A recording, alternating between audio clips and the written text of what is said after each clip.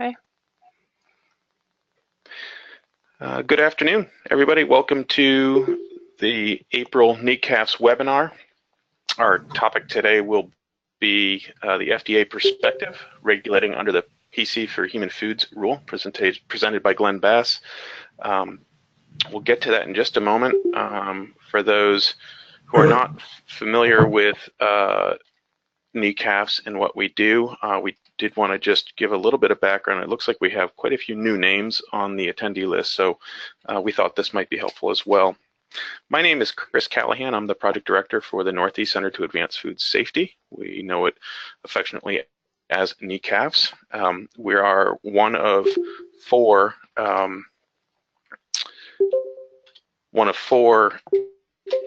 regional centers tasked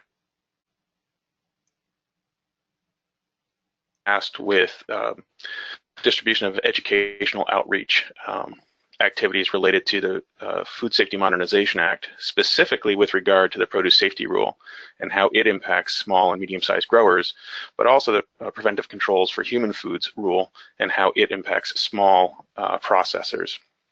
And all of this is specific to the Northeast region, which is defined as Maine to West Virginia, 12 states, and then including the District of Columbia. We started in 2016,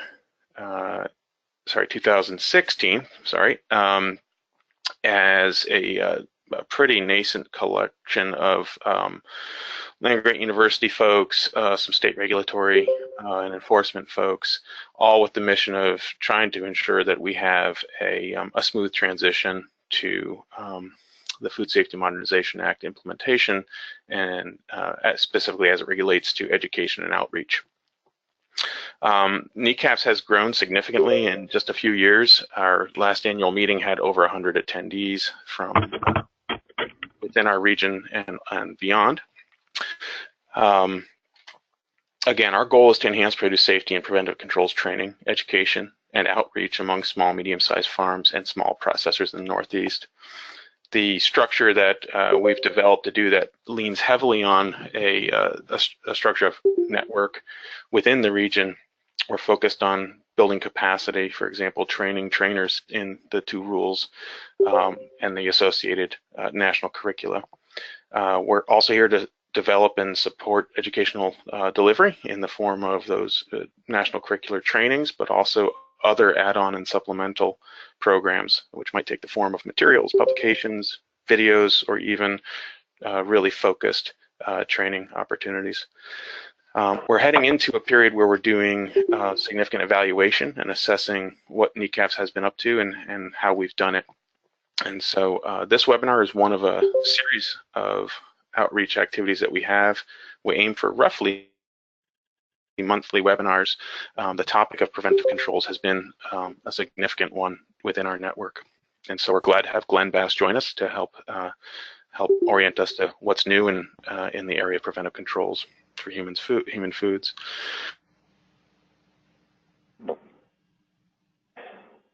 The other thing I just want to note is people who are on the line, the webinars are one of our activities, but we do have an active e-newsletter and an increasingly active listserv. To learn more about either of those, or really anything having to do with NECAFS, the best way is the website that we maintain, which is go.uvm.edu/NECAFS, NECAFS. We're also really excited to have the NECAFS clearinghouse, which has been established and is in the process of being populated with crowdsourced, curated collection of food safety related resources. That's at the link noted here, go.uvm.edu/clearinghouse. You're in one of our webinars. We have many throughout the year, and they have varied topics, as noted. We do have an annual meeting. It tends to be in January each year, so keep your eyes and ears out for that. The other thing we have is a training support stipend program, which is intended to provide direct funding support for people who are interested in becoming either trainers or lead trainers in PSA, FSPCA, or Sprout national curricula.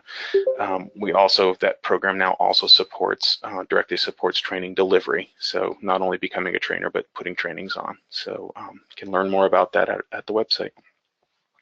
Elizabeth, was there anything you wanted to add? Yes, I do. So I would like to just give an overview on the Preventive Controls for Human Food work group that has been established this past year and the objectives of that group and their goals and priorities for inviting Glenn to speak initially. So one of the ways that NECAFS is working is through the establishment of work groups, and one of the work groups is dedicated specifically at looking at preventive controls for human food and how to reach the target audience within our region. They recognize that it's challenging to reach this small and medium-sized processors. And at the NECAFS annual meeting, which Chris mentioned, there was a dedicated work group meeting to the preventive controls for human food. And one of the goals of that meeting was to look at both the regulatory and industry perspectives needed to build a network across the region in order to better leverage opportunities, address challenges, and coordinate individual efforts.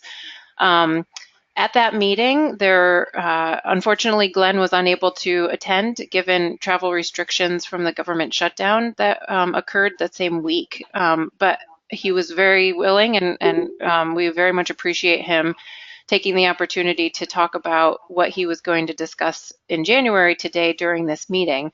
But one of the things I wanted to just sort of give a summary of what was discussed at that meeting, as we are now a year or more into the compliance dates for the preventive controls for human food, we are all working to bring food processing companies into compliance with regulation. And at the second annual NECAFS meeting in January, when the work group meeting was held, we heard from a number of preventive controls for human food trainers and their viewpoints as to successes and frustrations on how to reach the very smallest food processing facilities and encourage them to attend training sessions. And so this webinar is really an opportunity to hear from Glenn on the regulatory side of the training program and to hear about his perspective on successes and frustrations.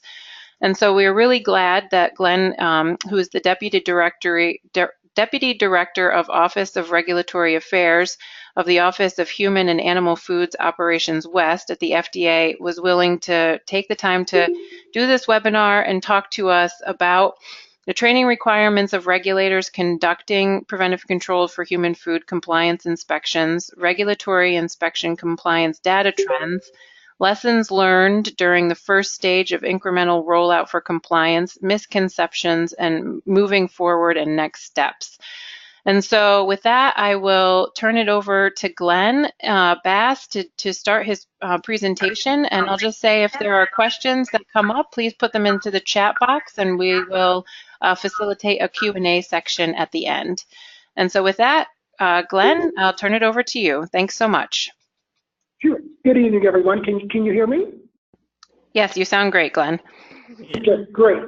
Just to give another quick background so you guys can get a perspective of my history with the Office of Regulatory Affairs.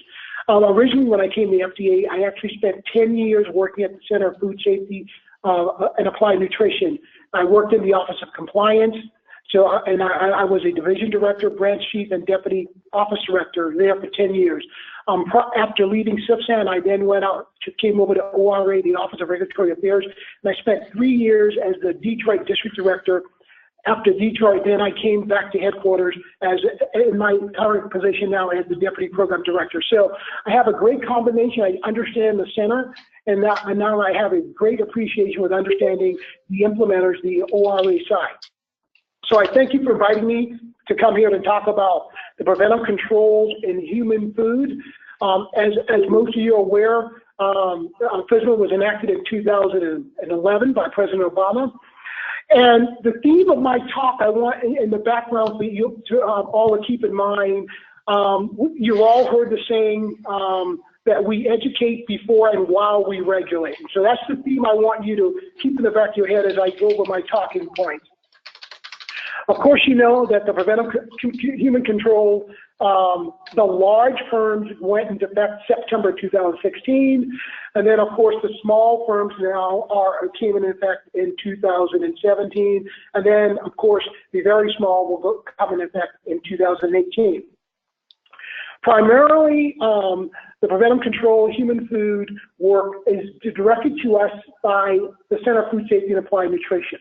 And what I try to help industry and our external stakeholders understand is when you look at the centers and you look at ORA, I look at the centers having primacy over three things, and I call them the 3 Ps.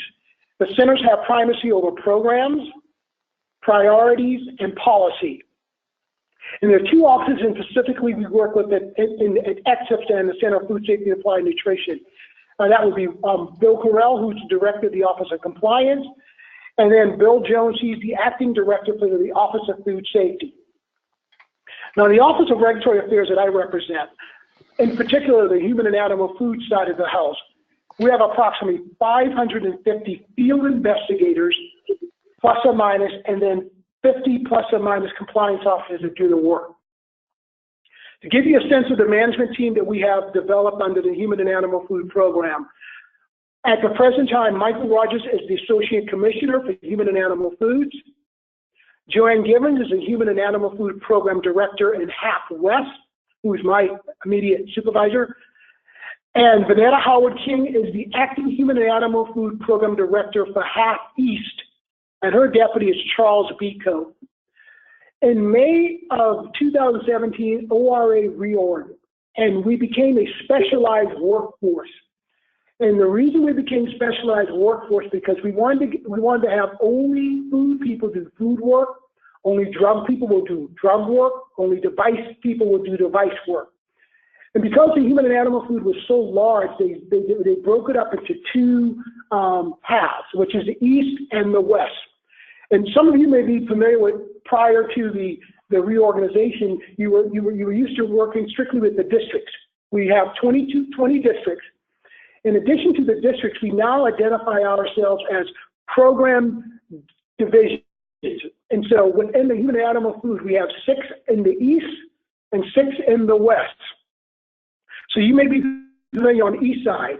We have half East 1 would be what's considered New England district and New York district, half East 1. Half East 2 would be Baltimore district, New Jersey, and Philadelphia. Half East 3 is Atlanta district. Half East 4 is San Juan and Florida district. Half East 5 is Cincinnati and New Orleans district. Half East 6 would be Chicago and Detroit district. And then there's the same thing on the west side. Half West 1 is Minnesota. Half West 2 is Kansas City. Half West 3 is Dallas. Half West 4 is Denver. Half West 5 is San Francisco, Los Angeles. And Half West 6 is Seattle. And so we did that because we wanted to make sure, like I said, our field are now specialized. They will only do their work. So in FY18, we have planned certain operational activities we're going to do under Preventive Controls Human Food. And the way we do this work, we do it by field assignments. Field assignments is a work that are directed to us by the Center for Food Safety and Applied Nutrition. CFSAN directs our work. Because the Preventive Controls Human Food rule is so new, we put in certain criteria in our field staff, that criteria for them to have to fulfill prior to them doing any of this inspectional work, because we knew that the sensitivity of the work and the complexity of this new law. We put in certain criteria. First off, all of our CSOs had to take a modernized GMP webinar that we held for them. All of FDA staff has to take the FSPCA Alliance Preventive Controls Human Food Training course. All of FDA staff had to take the FDA Human Regulator course. It's a regulator course we designed specifically for FDA field investigators and our state investigators that would do inspections under contract. In addition, because we were shifting toward what we call a system thinking of doing our inspections, different from what we used to do, we now instituted what's called an on-the-job experience. And the on-and-job experience was led by two of our national experts, Deb DeFleeger and David LeRae, to teach our investigators, the FDA and the states, how we do inspections from a system-wide base.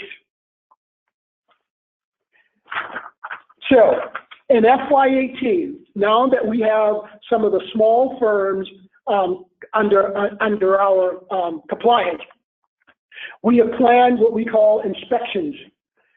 So in FY18, for the Preventive Controls human food inspections, we planned 500 domestic and 500 inspections total.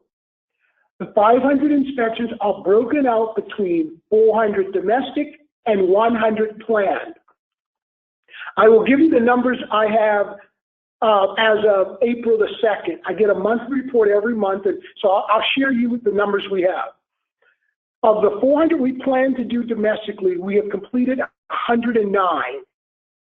5 of those inspections have been completed by our states. Of the foreign 100 we planned, we have completed 37. In FY17, we had a special assignment by Stipend that covered subpart B of the rule, which was the modernized GMP. And in FY17, we had planned to do 450 of those inspections, and we actually did 720. When we move over into FY18, because we wanted to concentrate particularly on the full scope, the subpart C, we no longer have been planning the modernized under subpart B, but we have been still conducting them between FDA and our states. And at this point in time, we've completed 1,039 domestic inspections by FDA, 748 by our states, and 138 have been foreign. These are what we call our limited scope inspections. What are some of the trends we're seeing at the data we've looked at so far? One, I can tell you, not all of our inspections we're not issuing as many 483s as we have previously done before. I mean, we've spent maybe a week in some of these firms and done inspections, and they have been no 483 issues. We have done a lot of what we call management discussions, but no 483s have been issued. At this point in time, we have 6 what we considered official action indicated recommendations from the investigative branch. However, I want to note that the final classification on any inspection done by an FDA investigator is determined by the Center of Food Safety and Applied Nutrition Office of Compliance in conjunction with the Center of Food Safety Office of Food Safety. In addition of us doing the preventive control inspections that were planned as the assignment by CFSAN, there are other things that can trigger FDA ORA into doing a preventive control full scope and inspection at a firm. Such things could be a for cause as a result of an outbreak investigation, a significant consumer complaint, there could be a class 1 recall, or we could be required to do an inspection based on a new group that was formed based on an OIG outcome of a recall study at FDA, and this group is called SCORE, S-C-O-R-E. It is the Strategic Coordinated Oversight Recall Execution Team. Now I'm going to give you the top 5 483 observations we have noted under the modernized GMPs. The top 5 I'm going to give you, it's a combination of inspections we've done under the large firms and the small firms. So for the modernized GMPs under subpart B, we're noting the following. Under 21 CFR 117.80 small c, manufacturing process, packing, and holding controls have been observed. Number 2, 21 CFR 117.10 personnel. Number 3, 21 CFR 117.35 small a, sanitary operations, plant maintenance. Number 4, 21 CFR 117.35 small c, pest control. And number 5, 21 CFR 117.40 equipment and utensil design and maintenance. Well, what are we seeing under what we consider the full scope under the subpart C? I'll give you the top 5 for these. And the top 5 that I'm giving you are the observations we're finding that's consistent under our domestic inspections and our foreign inspections. For the full scope under number 1, 21 CFR 117.130 small a 1 hazard analysis, identification of the hazard. Number 2, 21 CFR 117.135 small c3 sanitation control procedures. Number 3, 21 CFR 117.165 small b sanitation controls, verification procedures and establishments being implemented. Number 4, 21 CFR 117.145 small a allergen control, monitoring procedure, establishments and implementation. And number 5, 21 CFR 117.80 small c, manufacturing, processing, packing, and holding controls. What are the lessons we've learned so far of doing the inspections in FY 17 and 18? I can tell you right now the inspections are averaging around 60 to 70 hours. And it's primarily based that we've done the on-job experience, in which requires sometimes between the 4 to 5 participants have been on these inspections at some of the firms. And we have heard from some of the firms the burdensomeness of having this many people come to their firms. So I can only imagine when we started this off with the large firms, there may be some greater concerns with some of the smaller firms. But we made a promise that we would offer the on-job experience to all of our state partners when we're conducting these inspections, whether they take a contract inspection or not.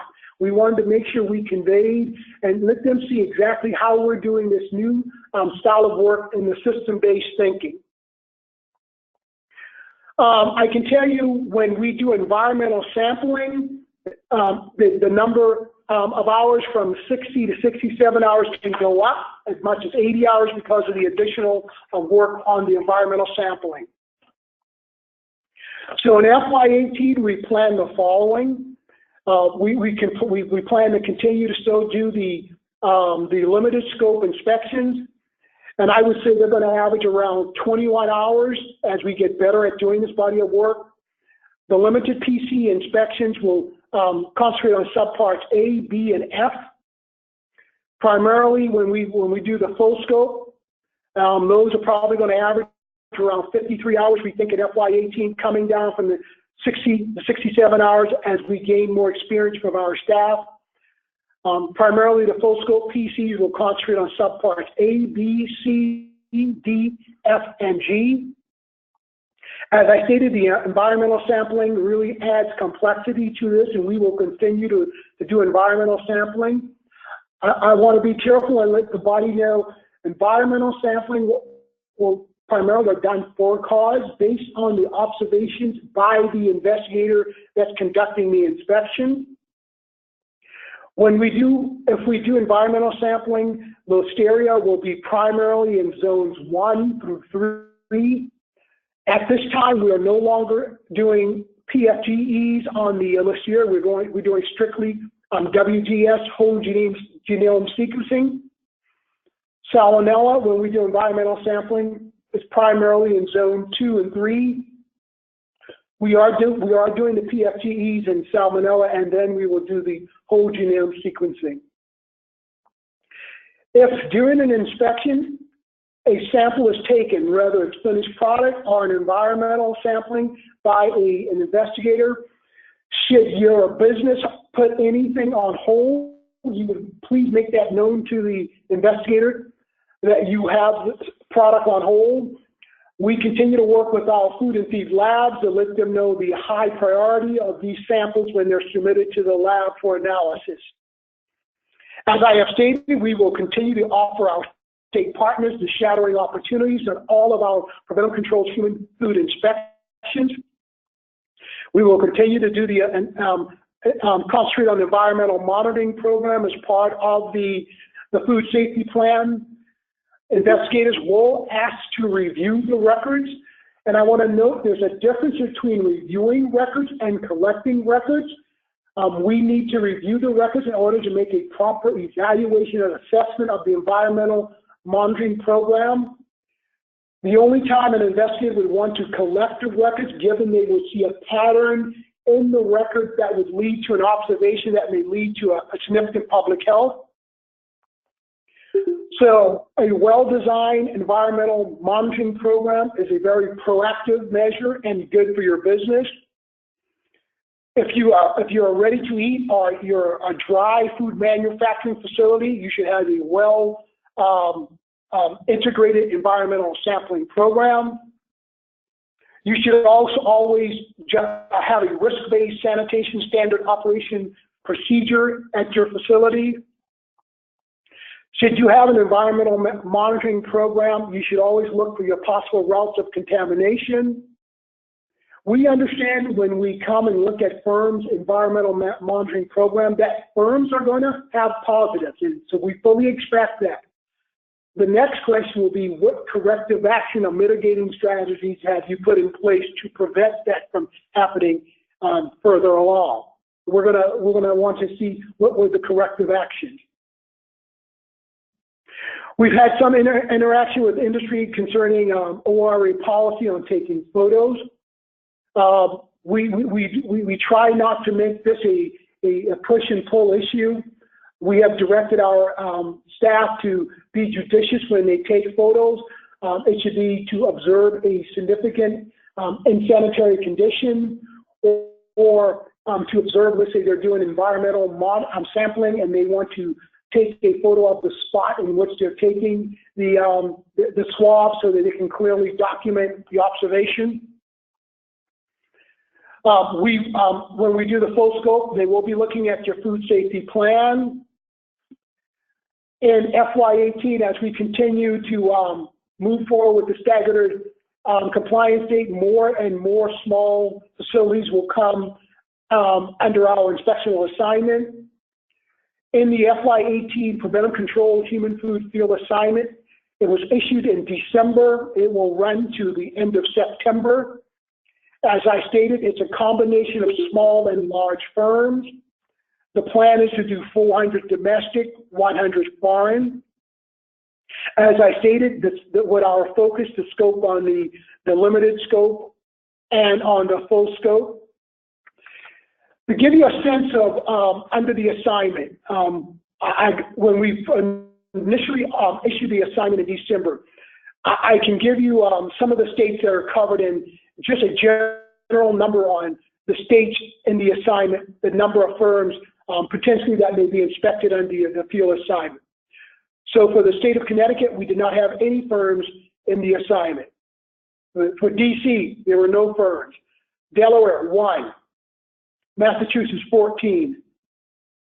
Maryland, 2. Maine, 1. New Hampshire, 2.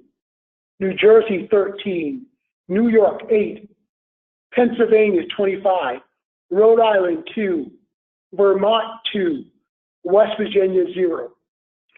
Now, I want to let you understand, the firms that were identified for ORA to inspect, the firm list is always provided to us by the Center of Food Safety and Applied Nutrition.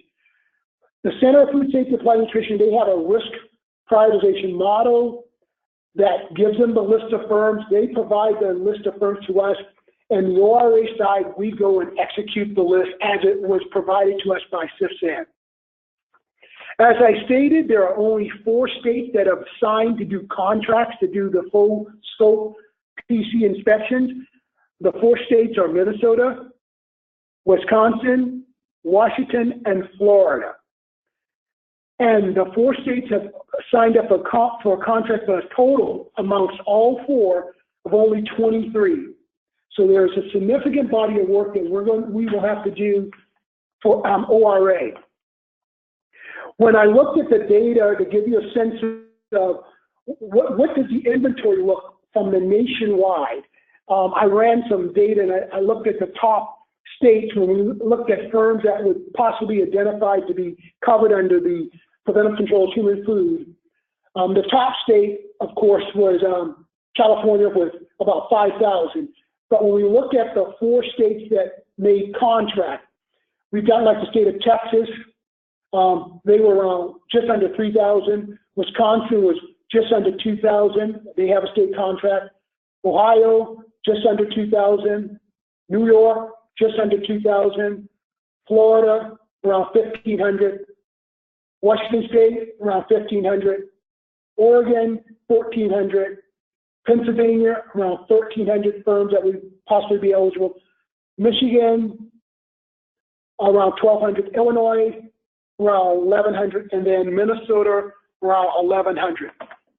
So you can see the distribution of the potential of where we may possibly do an inspection based on the inventory and the potential classification of these firms being covered under preventive controls. As I stated, we will continue to operate under the field assignment throughout the year FY18.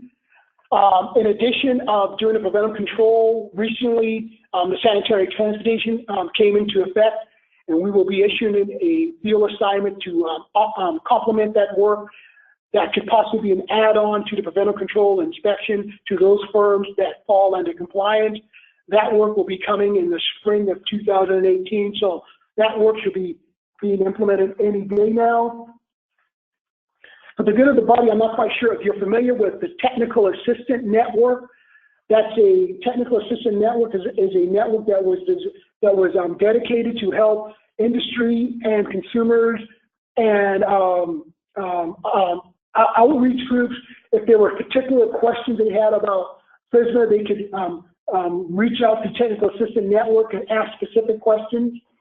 Now, I do understand that there have been some concerns on the timeliness of the Technical Assistant Network, but that is also available. In addition to help our ORA field staff, along with our state partners that would do these inspections under contract, we have what's now called a regulator technical assistant, in which we have, when we issue the field assignments, we have put on standby SMEs in the ORA and SMEs in the Center for Food Safety and Applied Nutrition. That could be a phone a friend for the CSO or the state inspector while they're doing inspection. They could phone somebody and have real-time instructions. If there ever was a question on an interpretation of something while they're conducting these inspections under the Preventive Controls Human Foods, they could call a friend to get further guidance. And so to give you some information on back to the Technical Assistant Network, like I said, there is an internet site. I can just give you, they do a report. The last report was updated in February, and it gives you the inquiries in which we've received from the various components as far as questions concerning the rule. I can tell you the bulk of the questions they've received from the FSMA TAN has been from the web. They have the bulk have been from industry and business. The majority of the questions have been coming from the Preventive Controls Human Food because of the complexity. In addition, there have been a lot of questions about the foreign supplier verification, and the bulk of the preventive control questions have been on the domestic side. The last thing I will close out with, and then I'll take questions from the body. I want to make sure there are no misconceptions when we use the phrase, the FSMA theme we use out, educate before and while we regulate. People seem to concentrate on the word educate before and they forget the word while we regulate. And so I want to make it clear to the body that if it's deemed appropriate, FDA will issue 483s under preventive control human food inspections. It is not our goal, but like I said, if the conditions present, we will issue 483s. And with that, I will take questions. Thanks, Glenn. This is Chris Callahan speaking. We do have a couple of questions that have popped up in the chat box during the course of your speaking points. The first one has to do with human food byproducts intended for animal consumption, presently being handled like waste. Pet food manufacturers are using adulterated food waste now. Why do firms need to protect human food byproducts?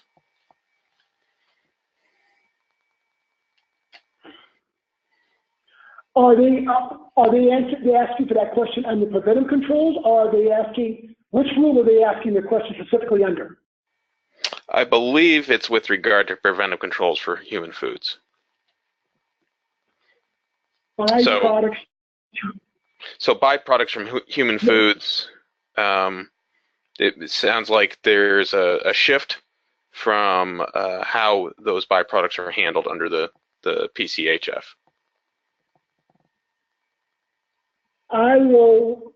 Let me look at that, because the one piece I know about the byproducts, definitely I know I've been covering under sanitary transportation, but I will have to look at that under preventive controls, that particular question then.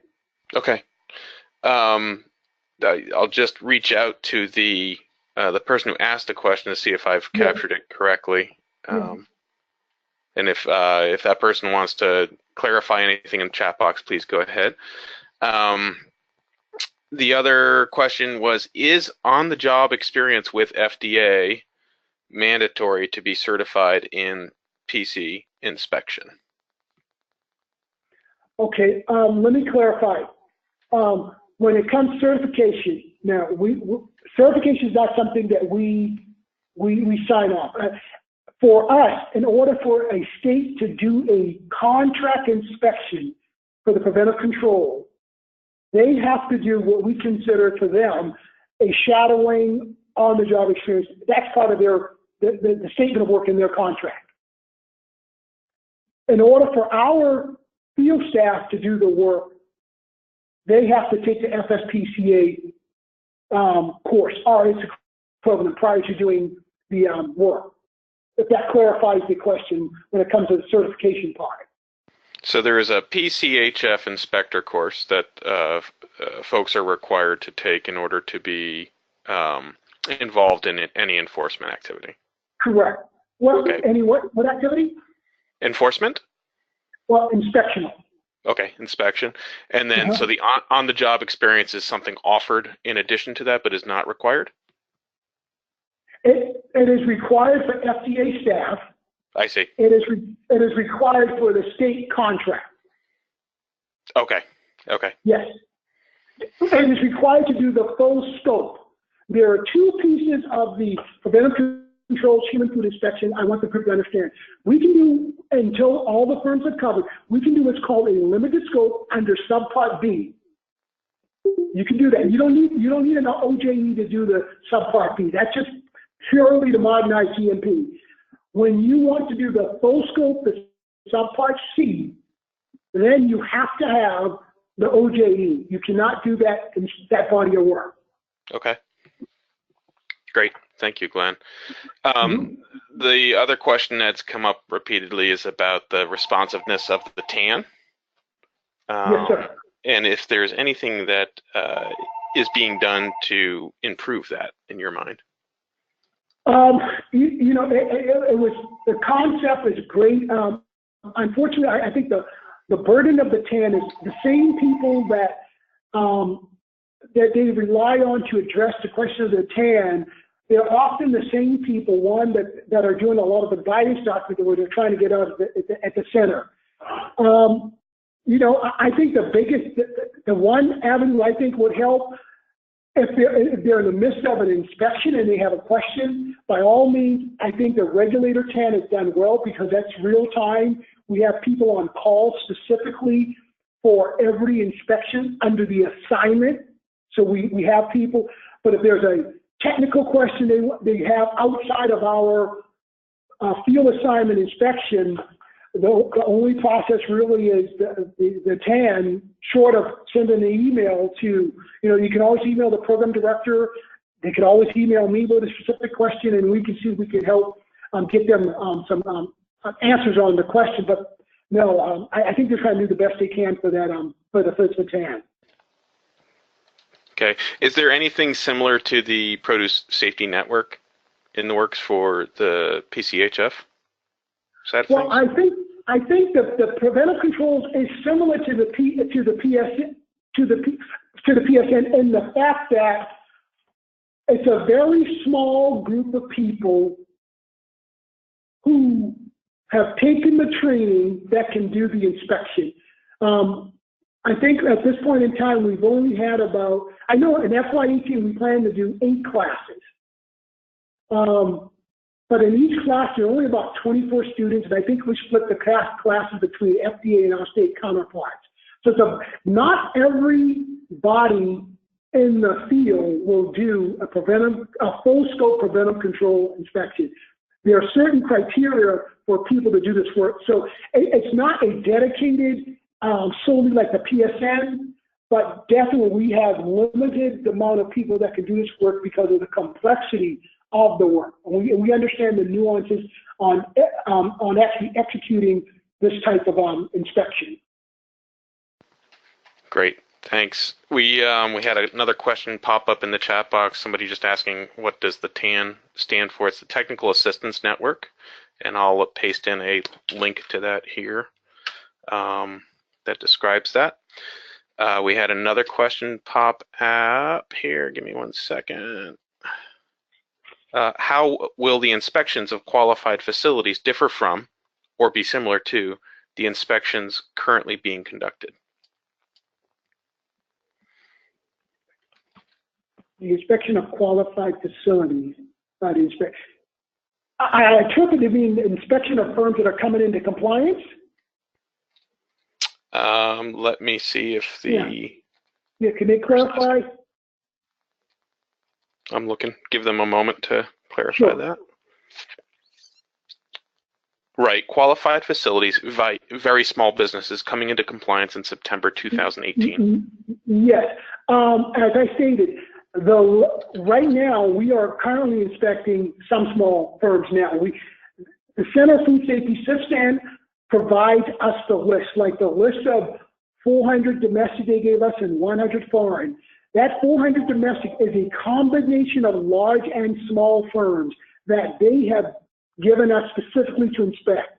As I previously stated, CIFSTAN has in-house a risk prioritization model where they determine and select the firms. And so for the most part, our work is set from them. Like I said, the only outside when we were actually do what we considered an unplanned inspection, it's, you know, if we got a class 1 recall or significant outbreak, we will get direction from CIFSTAN saying, hey, if this firm is eligible for a full scope PC inspection, go forth and execute. But the list will be developed the same way that the list for the large firm. CIFSTAN has the priority with developing that list. Thank you. Give me one moment here.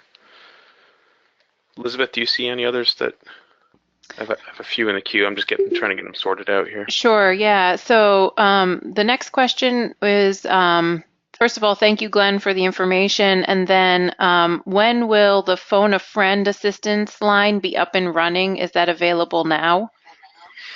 The phone assistant line is available to our field investigators now. Yes, they can call.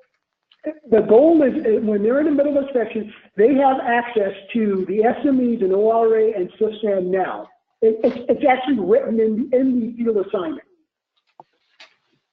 Like I said, it's for our regulators. It's not necessarily for industry.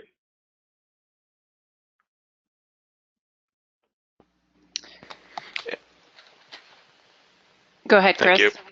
So just to follow up on the previous question, qualified facilities are supposed to be submitting attestations of their status to be eligible for modified requirements and presumably narrowed scope inspections, but those attestation forms are still in draft form. When will those draft forms be finalized so that the list of qualified facilities can be properly created?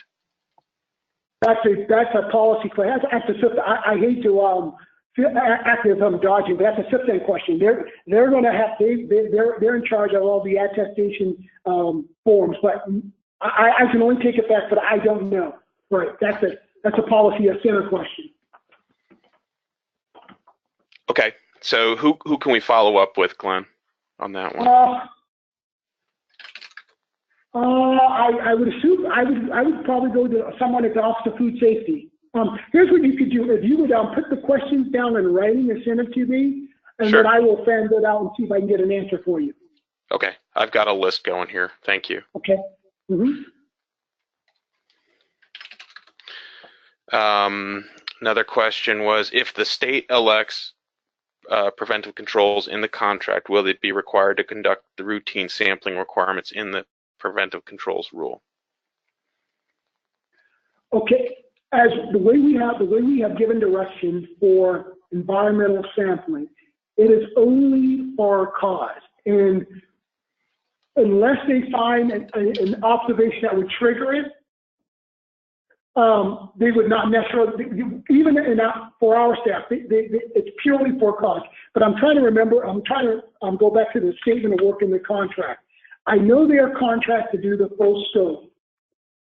I'm not sure if in their contract, under the full scope, their contract also to do environmental sampling.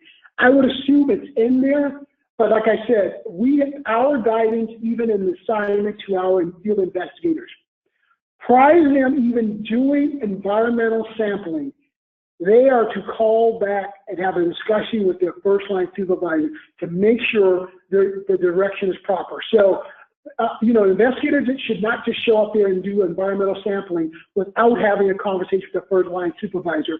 I would assume the same thing should probably be in this statement of work under the state contract. I just don't have the contract by memory. Okay. So they should be in touch with their program officer they're under contract with. Right. I think the direction it should go, I would assume the state would contact the state liaison that's in the district office, and then that state liaison should have a conversation with the director of investigation saying, here's what the state has discovered. Should they then go and do environmental sampling? That's the way, when I was in the district, we would operate, and I would hope that's how they're doing it now. Okay. The last question I have, unless I've missed some, is 53 hours inspecting full scope for state regulators will drain resources. Should we have specialized inspectors only? For state? Yeah, looks like for state. Oh well, I don't have authority over the state. But I can tell you, and that's been some of the, I would say some of the concerns on some of the states on this when it comes to the full scope, the breadth of these inspections, the time resources on these inspections, and that's why we only have 4. Like I said, we spent the last year having as many of our states shadow us on these inspections. The mandate in our assignment is we give our state counterparts, it should be happening, they should give our state counterparts 2-week notice when we're doing a PC inspection to invite them, whether they want to go or not. But we want to afford this opportunity for them to see the work we're doing. I don't know if states can have they're going to have to make that internal decision whether they can have a specialized staff to do this body of work. Sure. So, understanding that it's a state decision to do that, would you say it seems like specialized work, and that the time burden alone might suggest?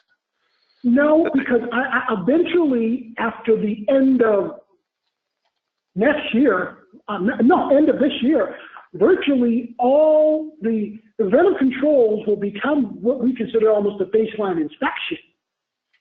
That will become the standard.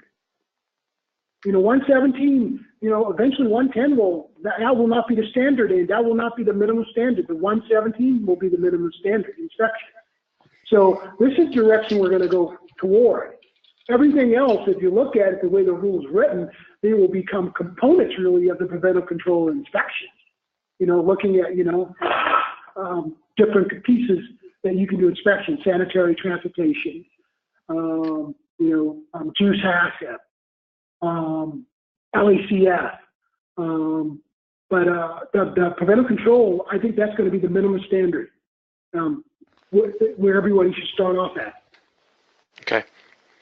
There's a question here that I've already asked for clarification on because I'm not clear on it, but maybe you are. Can the CFSAN list be shared with states, thinking in terms of work planning? For those states that are doing contract inspection,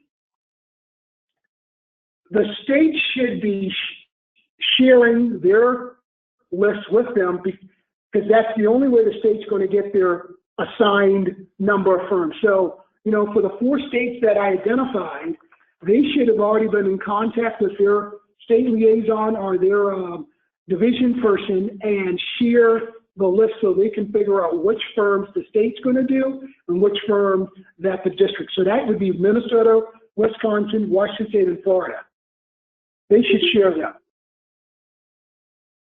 Now, outside of those 4, I'm not quite sure if the districts are going to share the list with them if they're not going to do any of the contract work. Okay, so the short answer is if there's a state that that information should have already been shared. Is that? It should have been shared with them, correct. Okay. We have another question. Can you walk through how an inspection of an operation that falls into the enforcement discretion policy would play out? For example, or in other words, is only packing holding produce racks, or would such as an operation that is only packing holding produce racks, RACs, raw agricultural commodities, or would meet the secondary activities farm definition, but for the ownership criteria? Is that clear? Yeah, I heard that. Right. Okay. Yep. Okay. Well, you want to know the process of our inspections on the preventive controls. Repeat it? Because as a firm is a secondary activity firm, from my understanding, the secondary activity firms, I think they're going by the definition of a farm, and they would not be inspected under the. No, you're right. They wouldn't be covered under the farm. They would go under the PC. Correct. Okay, go on. What was the question now? So the question is how an inspection of such an operation, one that falls into the enforcement discretion policy, might play out. What does that look like? Enforcement discretion? Yeah. Let me give a good example. I think like last year, we must have had 10 recommendations from the field on official action indicated, OAIs, presented by the district that goes submitted to the center. Whenever a firm receives a 43 and close out that inspection, I think it's important that a firm respond to any 43 observation, respond to the district in writing. Based on the firm's response, it's reviewed at the district, but it's also reviewed at the center at CFSAN. It will be reviewed by CFSAN's Office of Compliance. They look at the legal and enforcement part, but there's another critical component, which is the Office of Food Safety. They look at the technical expert review of it. And based on a lot of the firm's response of last year, out of the 10 we submitted recommendations from the field to the center, only 1 was approved based on the firm's response. And so that really highlights our educate well and before we regulate. So we understand, we're going to find some things, but based on a firm's response, the final classification will be determined by CFSAN. In addition, as previously stated, I would say a significant number of inspections we have done in FY17 and moving on to FY18, no 483s were issued. You may have had one or two management discussions, but no 483s, which is rare. And it's a total shift in how we used to inspect. So we can have it, like I said, we can have investigators be in a firm for 40, 50 hours with no 483 issues.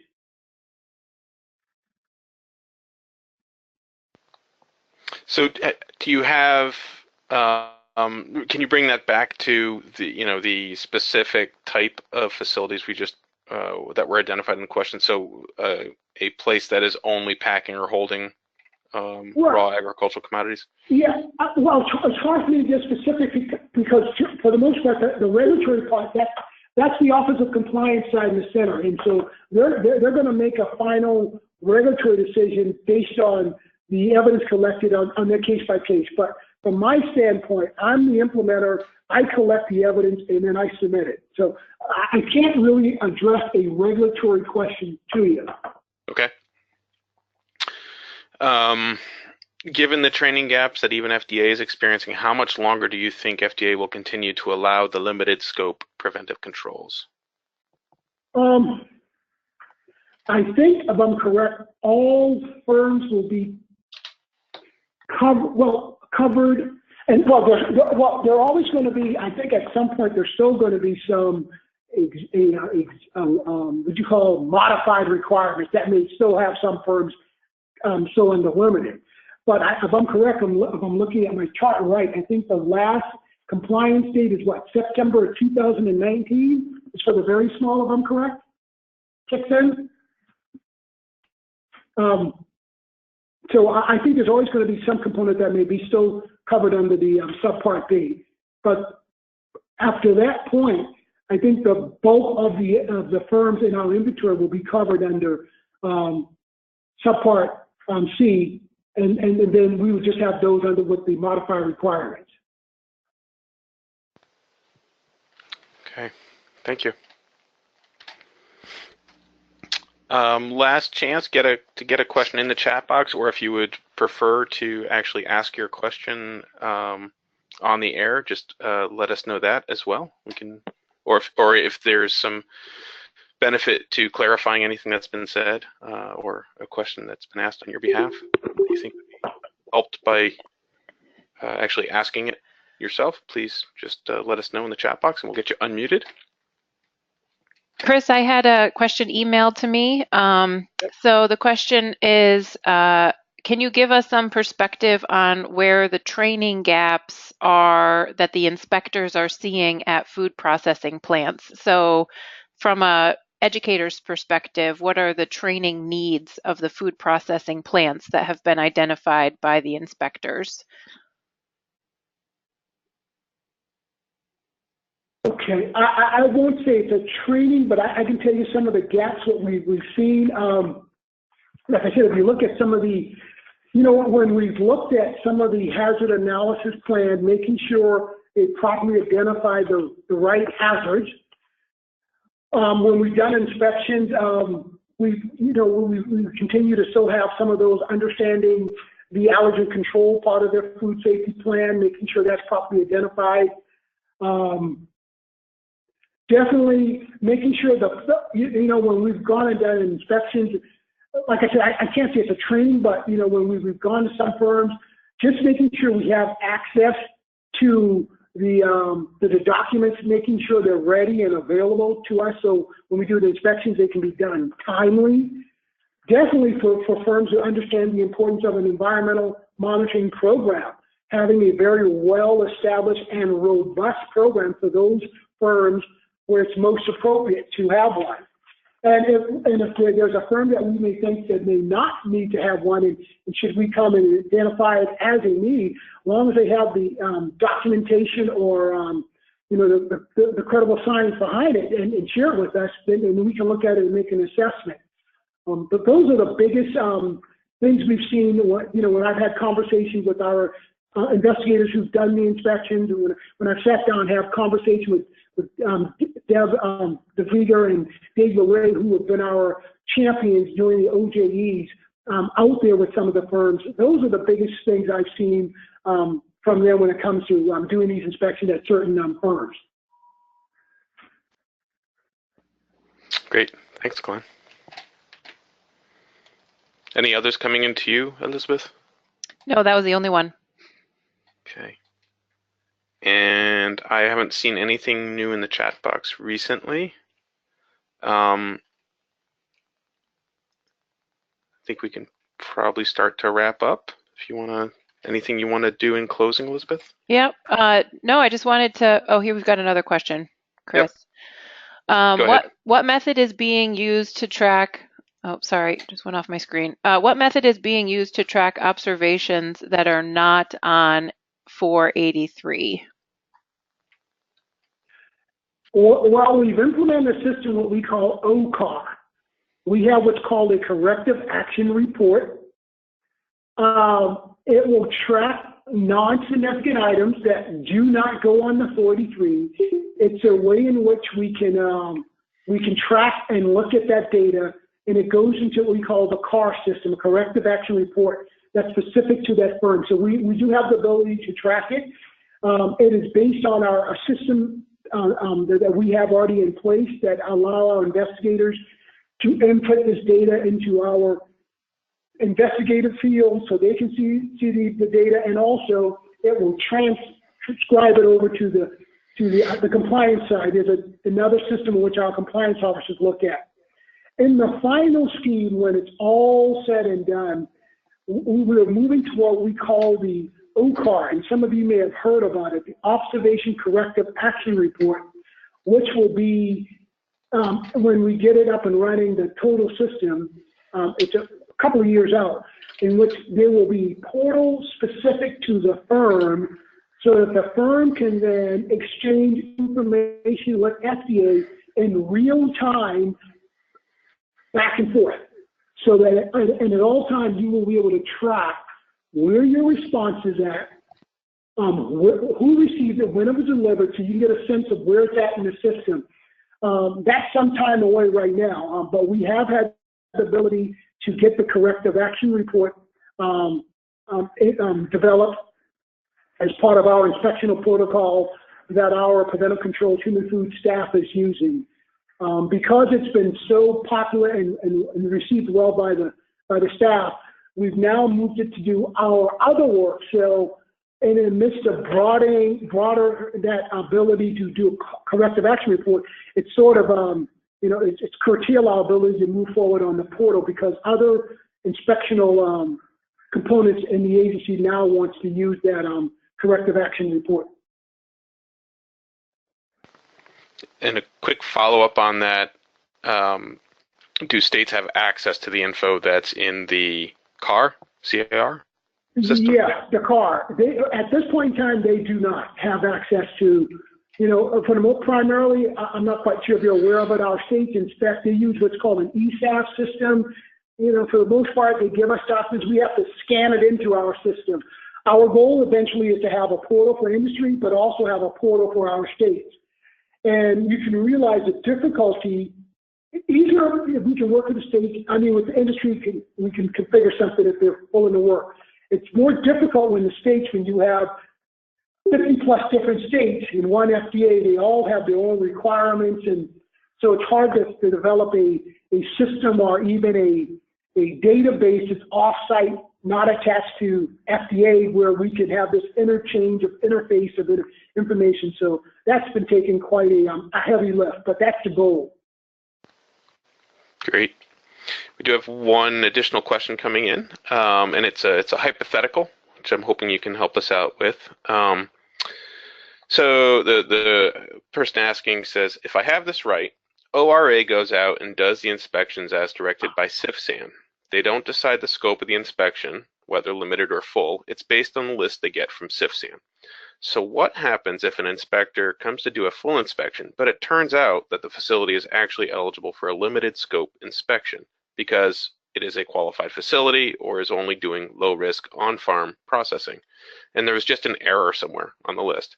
What would the inspector do in that situation? Okay. Yeah, I'm going to rephrase it, but I will answer it. Okay. In the field assignment that CFSAN issued, they're correct. The list is for the full scope preventive controls inspections. Okay. However, we continue to do the limited scope inspections on firms. They're not planned, they just, the field, they're in our inventory and the firm can inspect them. A limited scope inspection can change and become a full scope inspection. One, if the firm is eligible in compliance, and two, if there's something that triggers that they in their observations that they think a full scope is required.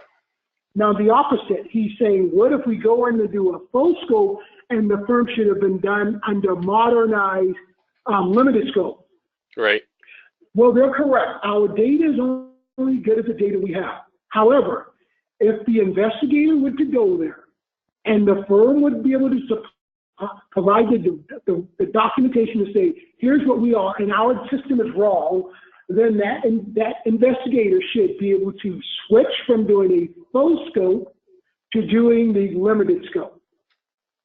Okay. But yeah, I mean, I think it has happened. But yeah, our data is only as good as what we have in our system, and we apologize. We spend a lot of time on our what we call our OEI, our official establishment inventory, and it's a continuous battle to make sure we get good data, and that's why we've always tried to tell our investigators whenever they go visit these firms, always update that factory, what we call the firm file in the system, because we need good data in order to plan these inspections.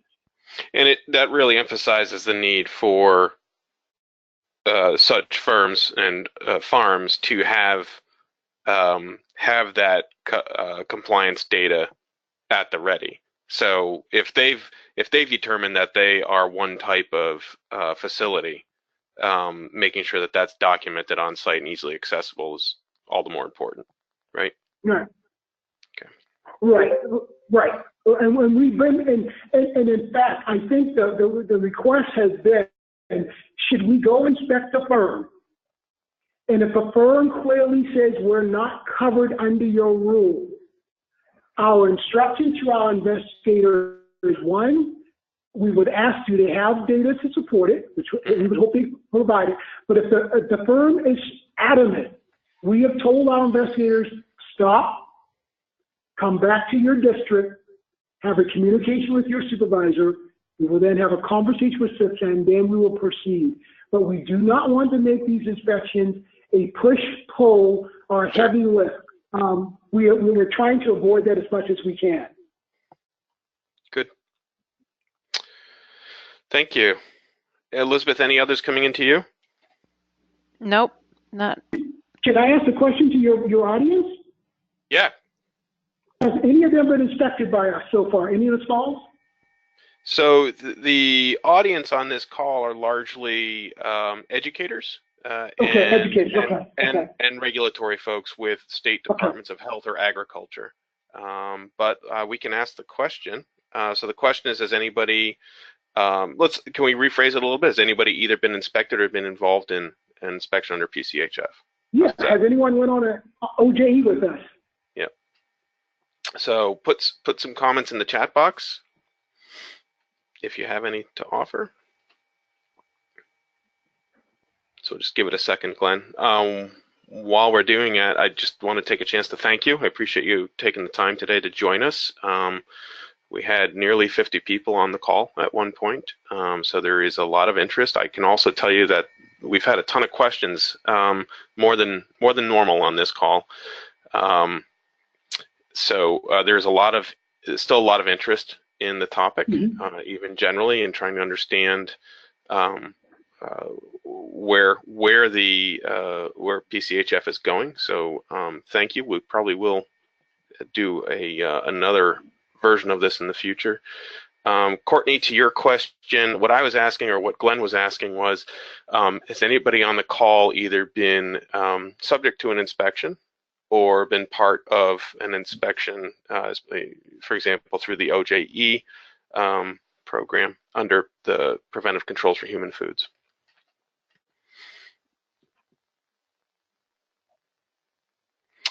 New Jersey has offered the side-by-side limited scope training to staff. That's one response. Okay. Yeah, I just want to know, has it been beneficial, or are there any recommendations on how we can make it better? Okay. So another comment coming in, no trained PC staff yet. So might be early for some folks. Okay. It looks like the answer from one person is yes, with regard to whether it's been beneficial. That's all I have to go with right now. Okay. PA, Pennsylvania has two staff trained on PC, including OJE with FDA. Good. Yep. Sounds like it's getting out there.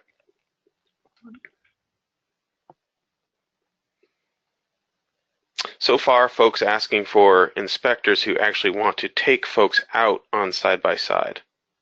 So far, folks asking for inspectors who actually want to take folks out on side-by-side. So, are they asking the districts? The districts to get? They want FDA to take them out? So I'll ask the person asking that question to clarify a little bit. So that I believe that means state folks are asking for district folks who might actually be accommodating of that. So. Yeah, and they should be if they have a planned inspection under the field assignment under the FY18 Preventive Controls Human Food Assignment. The district should be contacting the state and making that offer 2 weeks prior to them going out to give them enough time if they want to have personnel observe them, do these inspections. Okay, great, good to know. Good. Okay.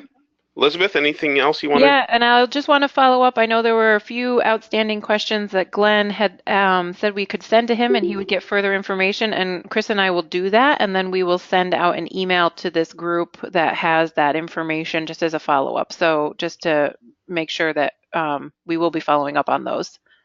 Real quick, we have another question coming in at the very end here. The question is, I am actually an ingredient manufacturer and joined at the tail end. How many manufacturing plants have been audited?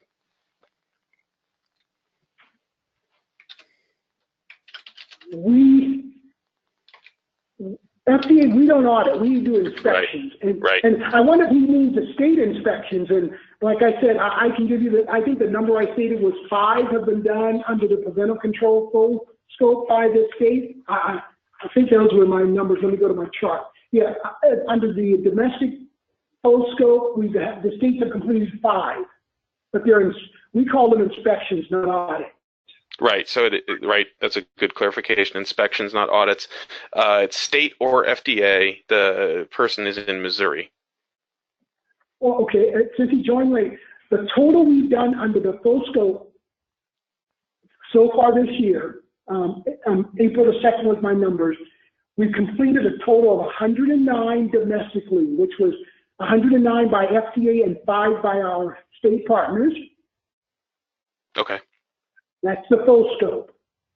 And then we've got a huge number of what we call the limited scope, the modernized human food. We've done quite a heavy lift of that. And they say thank you. Thanks for the information. Okay. Great. Good. Glenn, thanks again. I appreciate you taking the time to join us and being put on the spot with lots of good questions. We're all coming up the curve on a lot of this, and appreciate your patience and willingness to be part of this conversation, and hope you can join us again in the future as things become increasingly clear. Sure, no problem. Glad to be of service.